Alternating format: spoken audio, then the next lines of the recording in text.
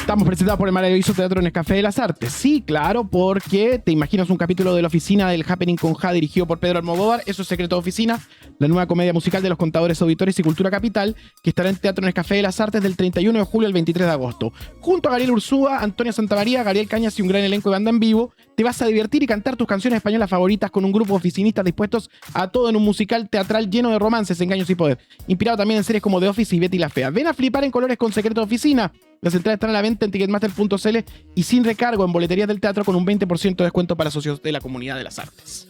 8:47, tenemos una conversación muy interesante sobre el amor, la vida, el mundo de los jóvenes de cristal, porque ¿qué pasaría si el amor no fuera solamente un sentimiento, sino una estrategia que permitió sobrevivir a un animal particularmente frágil? Esa es una de las provocaciones que propone la filósofa Diana Urenque en Amoroso Animal, desmontar la idealización romántica del amor para pensarlo desde nuestra vulnerabilidad, nuestra dependencia de otros y la necesidad de construir una existencia común. El amor aparece incluso como una suerte de trampa evolutiva. Necesitamos vincularnos para soportar el desamparo de existir, pero esa tesis se enfrenta a un presente aparentemente contradictorio. Comunidades digitales cohesionadas mediante la confrontación, discursos políticos que encuentran identidad en un enemigo, generaciones que reivindican como nunca sus emociones y al mismo tiempo funas que utilizan la presión colectiva para disciplinar conductas. Y por eso en esta mañana queremos conversar con la filósofa y escritora Diana Urenque sobre una pregunta que atraviesa su libro: si necesitamos al otro para vivir, ¿por qué parece resultarnos cada vez más difícil para convivir en sociedad? Hola Diana, ¿cómo estás? Hola Diana.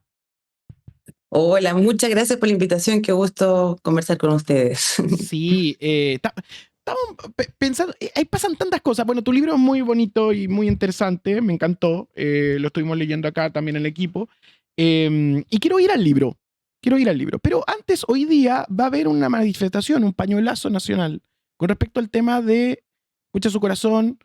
Personas que van y dicen, no me importa. Ayer en Sin Filtro había una chica que planteó que no le importa que tuviese un embarazo por violación, ella escucharía los latidos. Entonces, todas las cosas se empujan. Qué horrible. Más allá, sí. Todo va empujándose más allá. Y estábamos hablando de Natalia Valdebenito, Piare con P, que da a entender que habló de, etcétera. Y la palabra feminismo per se. ¿Tiene alguna perspectiva que nos podría regalar desde la filosofía para pensar por qué están sucediendo estas fricciones? Sí, bueno, gracias por mencionar el tema. Cuando salió este proyecto, esta noticia de proyecto parlamentario, inmediatamente yo trabajo en temas no solo de filosofía, sino también de ética médica.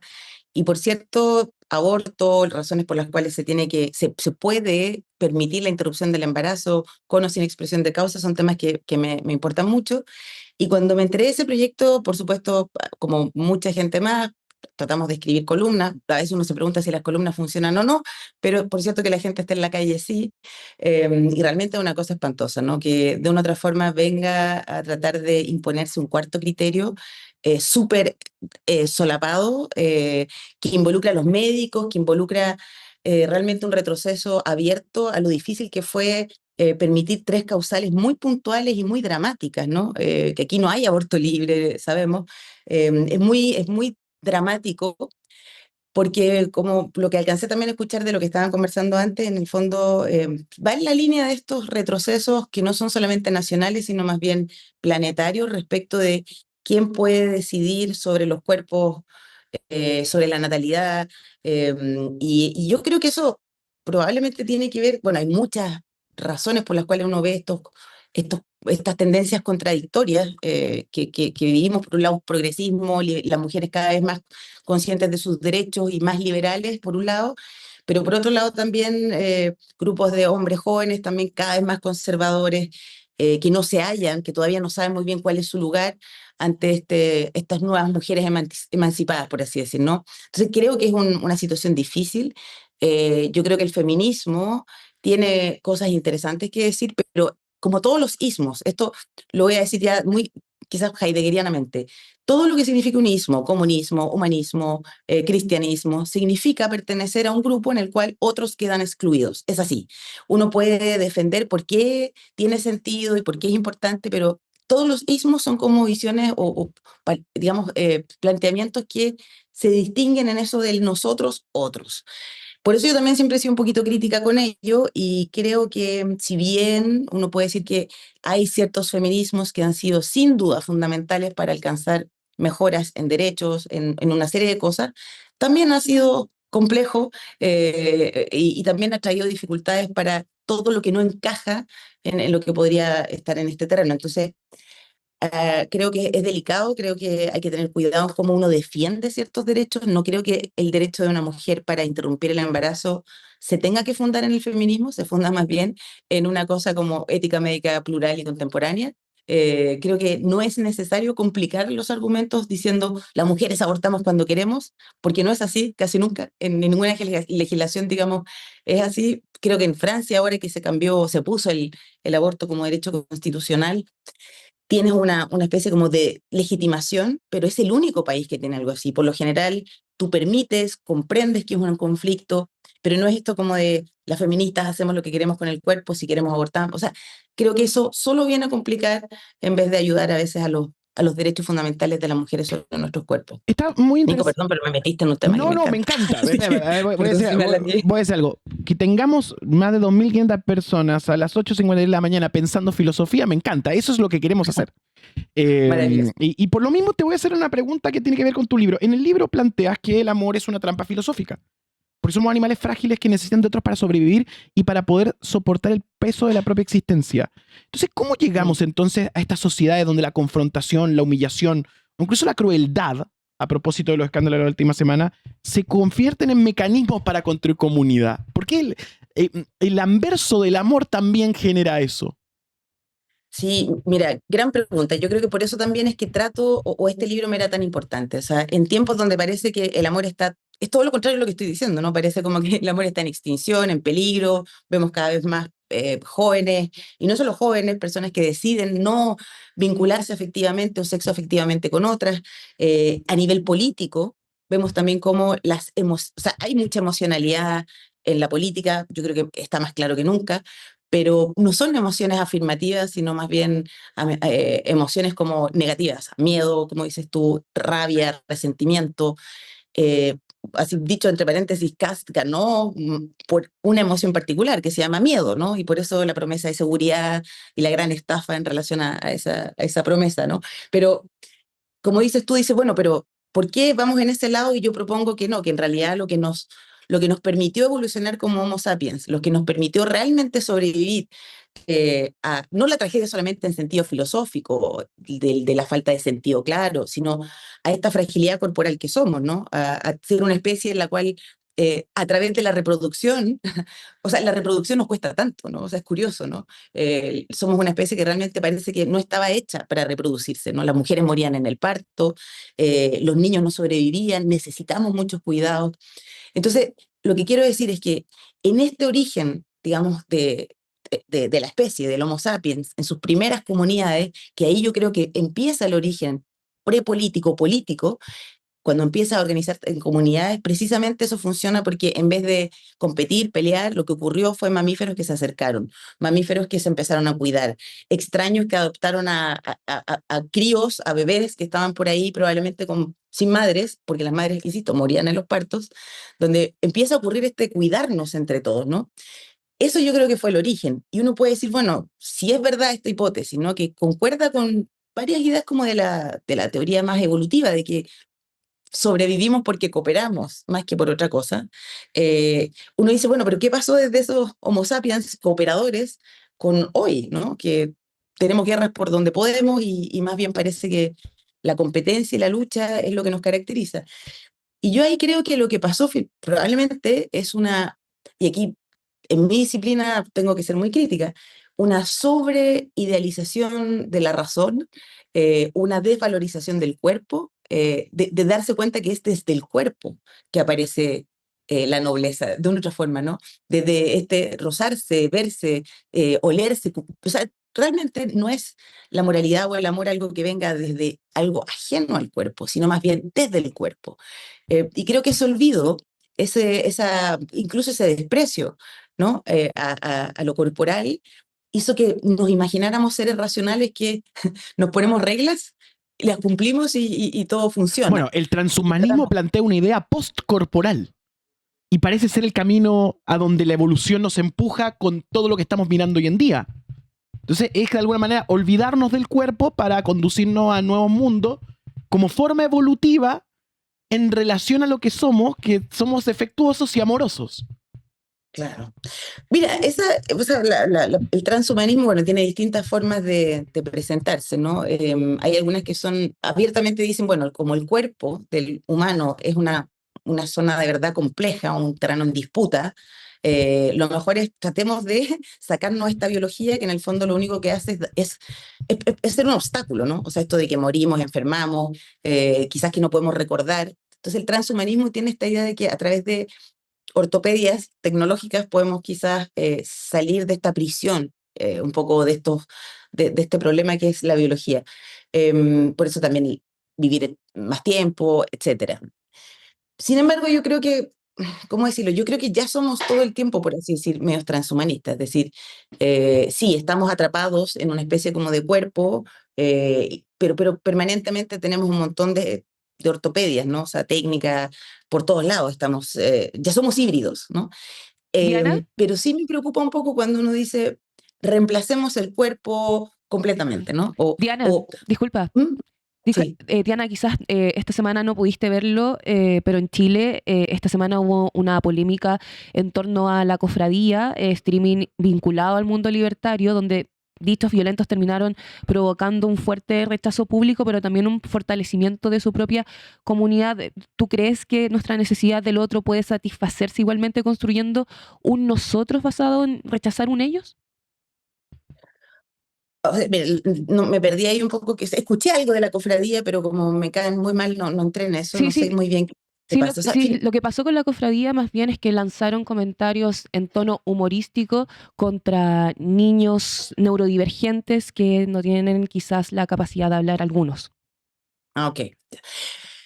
A ver, mira, no quiero defender a la cofradía, no quiero defender, pero también creo que a veces nosotros, los progresistas, a veces como de izquierda, muchos, hemos cometido errores de hipermoralizar todo, ¿no? Y creo que eso es un problema grande. Es decir, por supuesto que hay discursos que no son apropiados, por supuesto hay dichos que no son, o sea, como siempre está la línea de que es un discurso de odio, eh, pero, pero también creo que a veces atendemos a detalles que no son tan importantes y perdemos de vista las cosas como las grandes luchas, ¿no? Por ejemplo, que en Chile tenemos un déficit de profesores gigantescos para niños neurodivergentes o no neurodivergentes. O sea, me explico, o sea, como que creo que a veces nos perdemos y caemos en precisamente lo que, cómo funciona la política contemporánea, ¿no? Con pequeñas aceleraciones de emociones por cosas que nos dan rabia, ¿no? Como el Eso escándalo. vendría a ser, Diana, por ejemplo, toda la cultura de la funa, las polémicas protagonizadas por influencers y sus posteriores disculpas, en algo de las redes, característico donde se impone una enorme presión para que alguien se explique, se retracte o pida perdón. Entonces, ahí hay un tema que es que, y tomo lo que tú dices como esta hipermoralidad, ¿cuándo deja de ser una herramienta de denuncia y comienza a funcionar como un mecanismo de disciplinamiento social todo esto? Esa es la pregunta. Yo creo que es así cuando tú realmente consideras cuando tú consideras que el dicho es igual que el hecho, así de simple. O sea, pongo de ejemplo, ¿te acuerdas cuando fue este tremendo escándalo por las famosas tesis pedófilas, ¿no? ¿Te acuerdas que fue hace unos años atrás unas tesis de magíster que fue todo un escándalo porque al parecer había ahí como una especie como de apología a la pedofilia, etcétera? Por cierto que la tesis era muy mala calidad, yo la leí, o sea, era una tesis, un trabajo malo para filosofía, un mal trabajo. Eh, pero, y hay cosas que uno diría, no está bien, pero eso, con todo lo complejo que puede hacer, no significa que esa persona tiene que ir a la cárcel, ¿no? Y muy rápido, las emociones como nacionales eran básicamente que había que quemar todas las tesis que trataban temas como difíciles, o sea, casi como los nazis, y al mismo tiempo toda persona que osara escribir algo que fuese un poco, digamos, contra lo que establecidamente consideramos que está mal, debería ir a la cárcel, ¿no? Creo que, creo que ese hipermoralismo, en el fondo, es una especie de, o sea, cuando ocurre cuando tú experimentas poder con ello, ¿no? O sea, inconscientemente, cuando tú, digamos, expones al otro como un incorrecto, es porque tú tienes la verdad y eres correcto. O sea, yo creo que hay un juego ahí también inconsciente de profundo agrado de poder también, ¿no? Un juego de poder ahí escondido. Tú también observas algo muy propio de nuestra época. Nunca se dijo tanto siento que en vez de decir pienso que en el espacio público. ¿Qué cambió para que la emoción adquiera más legitimidad en las conversaciones? Mira, a mí me parece muy bien que las emociones hoy tengan lugar, ¿no? Y sobre todo en filosofía yo lo notaba mucho. Uno decía, pienso que, ya cuando estaba un poco de verdad confundido decía, creo, pero luego apareció el siento. Y Claro. me parece, por un lado, de nuevo, es muy propio del siglo XXI, yo diría, que las emociones y los afectos han sido reconocidos como cuestiones válidas, ¿no? Que no es pura pulsión, que no es pura irracionalidad o terreno del mal. Sin embargo, el problema de argumentar todo en base al siento que es que no da espacio para un diálogo donde tú puedas confrontar argumentos, ¿no? Cuando yo te digo a ti, siento que esta ley es correcta porque bla, bla, bla, o siento que es incorrecta por lo que sea, el sentir que tú tienes es absolutamente personal, individual, incomprobable, inaccesible, indiscutible. Entonces, cuando tú los diálogos públicos los haces en base a sentires, en vez de juicios, argumentos, posiciones, consideraciones que de una u otra forma te separan, ¿no?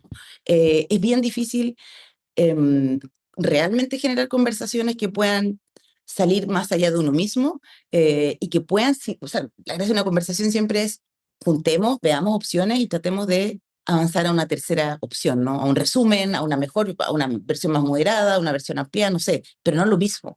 Entonces insisto, esto es muy del siglo, es un proceso lento, ¿no? De reconocimiento del cuerpo, que de nuevo está bien, reconocimiento del sentir y los afectos, pero creo que de nuevo pasamos muy rápido al otro punto, donde pareciera ser que el sentir tiene que justificarlo todo, pero el sentir es muy individual. En ese sentido, en el libro, que está disponible en tiendas, vayan a buscarlo, Amoroso Animal se lo recomendamos esta semana, aparece el nihilismo como una característica importante de nuestro tiempo. ¿Qué relación existe entre la pérdida de sentidos comunes y la búsqueda de identidades políticas cada vez más radicales? A ver, mira, yo creo que el nihilismo o sea, esto de que, como tú sabes, yo bien nietzscheana, creo que el nihilismo es la característica de la era del siglo XX, o sea, el siglo XIX en adelante, es decir, cuando nosotros nos dimos cuenta que no hay proyectos vitales que necesariamente son únicos y lo más valioso por sobre otros, ¿no? O sea, la maravilla del pluralismo, diríamos, ¿no? La maravilla de que podemos vivir bajo distintos proyectos. Eso es precioso, por un lado, para esto de las libertades individuales. Sin embargo, es un problema gigantesco cuando tú dices, bueno, pero ¿cómo si somos tantos en el mundo, donde además tenemos un sistema económico que se nutre de la diversidad, ¿no? Porque de cada diversidad de forma de vida y grupo y tribu hay un mercado detrás posible, ¿no? Es bien interesante cuando uno cree que de repente está viviendo no sé, en una forma de vida súper alternativa, ya salió la marca igual, ¿no? Lo mismo en el estallido social, estaba la moda estallido social después, ¿no?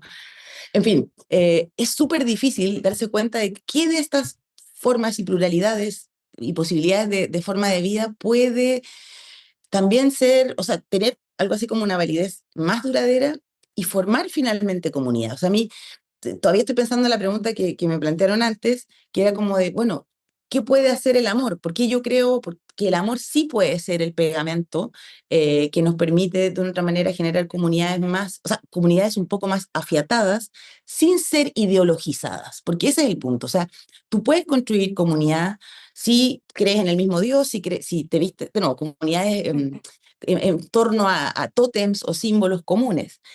A mí lo que me interesaba y por qué el amor me parece que hay que volver a ese origen de este sentimiento, razón, artilugio, etcétera, porque de una otra forma, todos los seres humanos, con todas las diferencias que tengamos y más allá de ellas, coincidimos en esta posibilidad de poder sentir amor, padecer por amor, eh, y esto no es solamente en términos románticos, sino también en términos culturales, en términos de generaciones, o sea, llorar la muerte del padre, del abuelo, de los, ¿me entiendes? Todo eso son las emociones, los vínculos fundantes de todas las comunidades, y algo de eso se nos ha olvidado. Y más encima, con esto cierro esta idea, más encima en un mundo donde menos natalidad, menos vínculos, las familias son más reducidas, la gente emigra, son experiencias, la fraternidad, o sea, muchos hijos únicos, o sea, esta idea de hermandad, fraternidad, cooperación, colaboración, como cadena de transmisión de responsabilidades comunitarias que van de otra forma por el vínculo, parecen ser abstractas y solamente te quedas con sociedades que tienen un montón de leyes, principios morales que no están encarnadas en experiencias de amor-dolor que son, creo, fundamentales. Y aquí aparece el papel de las redes sociales también, porque antes nuestras ideas políticas estaban atravesadas por experiencias vitales. Hoy alguien puede pasar horas expuesto a contenidos diseñados para provocar más bien una reacción inmediata. Y justamente en el libro se plantea que estamos reemplazando experiencias vitales por una especie de aceleración emocional inducida. ¿Tú crees que puede un algoritmo terminar moldeando aquello que creemos amar, temer u odiar? Claramente, o sea, votar, seguir, ¿no? O sea, realmente depende, por supuesto, de cómo nuestra relación con determinadas tecnologías, ¿no? A mí me parece siempre bien decidor cuando uno ve que los jóvenes están, a veces, los más jóvenes, están cada vez menos interesados en política, pero también uno dice, es comprensible, si están cada vez más vinculados, su sociedad y su espacio social está realmente vinculado a espacios que, de nuevo, no tienen que ver con el cuerpo, no tienen que ver con estas cosas digamos, de afecto. Entonces, a mí me preocupa porque si, o sea, lo vemos todos los días, ¿no? Si consumimos ciertas cosas, nos llega más de las mismas cosas, ¿no? Pero aparte no es solamente por las redes sociales. Si prendemos la televisión tradicional, ciertos noticiarios, sabemos lo que vamos a ver y todo te refuerza una especie como de esfera de mundo que solamente la rompes si sales de esa esfera, ¿no? Si la comunicación y todo lo que recibes te dice Chile se está cayendo a pedazos, solamente tiene que, o lo que se decía ahora, ¿no? La reconstrucción y la catástrofe, tiene que venir realmente una catástrofe, como lo que pasó ahora, para que uno se dé cuenta que todo lo demás era, o sea, si es que uno no sabía, todo era chaya y era humo, ¿no? Porque ahí, digamos, la facticidad se impone ante el espejismo digital o los relatos. Ese sentido amoroso animal tiene un planteamiento y ahí te hago una pregunta corta. Si tuvieras que resumir en un párrafo, es difícil, ¿eh? ¿Qué es el amor? Porque esa es una pregunta que también nace. El amor es esa partidura del ego, el ego partido, es eso es perdón, esa partidura del ego, es donde el otro te importa, es donde el amor tiene que ver con el dolor, es una forma en la cual uno puede olvidarse de sí, sus propias tragedias, y disfrutar incluso de las tragedias gracias a que existe un otro. Es raro el amor, es anfibio, un elemento anfibio que viene del cuerpo y sin embargo es mucho más que el cuerpo. Y en ese sentido, ¿qué quieres dejar con el libro? ¿Una pregunta, una tesis, una discusión? ¿Qué esperas que queden tus lectores? Lo que más me gustaría es que no quede solamente como que, el amor, qué lindo, porque aparte hay partes, o sea, hay elementos que son de pareja, el amor como digo, como en la comunidad, el rol que ha tenido incluso en la religión, etcétera. A mí me gustaría que pudiéramos pensar el origen material del amor para no solamente tenerlo como, qué interesante, sino, bueno, si esto es así, dejar de creer que el ser humano con sus constituciones políticas y ordenamiento de la vida eh, imprime cuestiones como solidaridad o como de lejos, ¿no? O sea, creo que uno puede, si cambia la visión del ser humano, como que esencialmente, antropológicamente, lo más fundamental es que puede amar, es sostenido por otros y sostiene a otros, creo que es posible pensar nuevas formas de organización política que, insisto, por ejemplo, constitucionalmente tengan súper claro que la vulnerabilidad es tan clara como la dignidad del ser humano, ¿no? Diana Urenque, está disponible Amoroso Animal para que lo vayan a buscar a su tienda favorita de libros. Muchas gracias. Muchas gracias, Nico. Gracias a ambos. Que estén Gracias. bien. Chao.